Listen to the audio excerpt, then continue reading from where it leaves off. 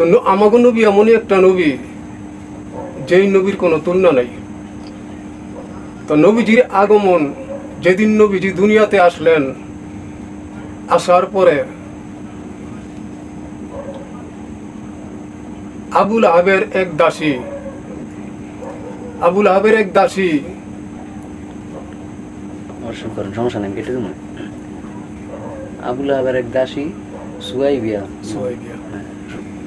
নবীজি যখন দুনিয়াতে তাশরীফ আনলেন, আবুল আহাবের এক দাসী সুয়াইবিয়া আবুল আহাবের কাছে গিয়া এই খবরটা দিলেন। আবুল আহাব ওই সময় তার সঙ্গীদেরকে নিয়ে তার এক আলোচনা করতেছে। তখন সুয়াইবিয়া যখন গিয়া বললেন যে মনিব, আপনি এখানে বসে আছেন, কোনো খবর শুনছেন যে না, যে আপনার ভাই নাই, আপনার একজন ভাতিজা হয়েছে, আপনার একজন ভাতিজা জন্মগ্রহণ করেছেন। তো আবুল আহাব এত খুশি হইলেন যে খুশির চোটে উনি কি করবেন এই মুহূর্তে নেয়, তখন মানে খুশি আর ধরে না। তখন সাথে সাথে তার দাসী সুয়াইবিয়াকে বললেন, এই সুয়াইবিয়া, তুই যে খবরটা আমারে দিলি আমি এত খুশি হয়েছি, কিন্তু তোর যেন কিছু দিয়ে আমি মানে খুশি করবো এই জিনিসটা আমার কাছে এখন নাই।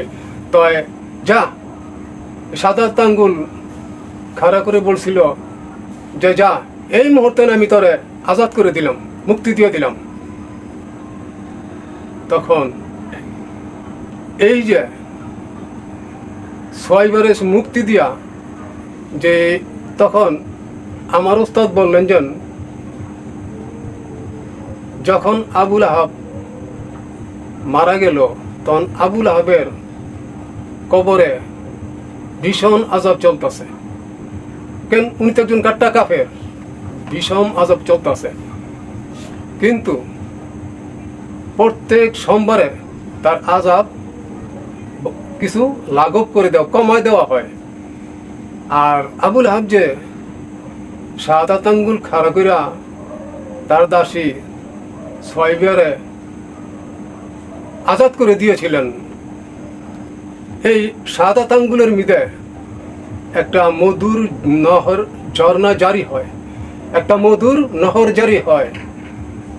তখন আবুল আহাব যখন তার এই শাহাদাত আঙ্গুলে চোষা দেয়, মুখের ভিতরে দেয়, তখন এই 7 দিনের আযাব আবুল আহাব ভুলা জায়গা শুধু এই আঙ্গুল চোষার কারণে। কারণ নবীজির আগমনের কথা শুনে যে তার দাসীরে মুক্ত করে দিলেন, খুশি হইয়া আল্লাহর রহমতের দরিয়ায় জোশ মেরে উঠছে। কিন্তু আল্লাহ সইতে পারলেন না, আল্লাহ সহ্য করতে পারলেন না যে আমার হাবিবের আগমন শুনিয়া কাট্টা কাফের যখন এই কথাটা বললেন, তখন তারও একটা পুরস্কার দিয়ে দিছে, তার শাহাদাত মধুর নহর জারি করে দিছে।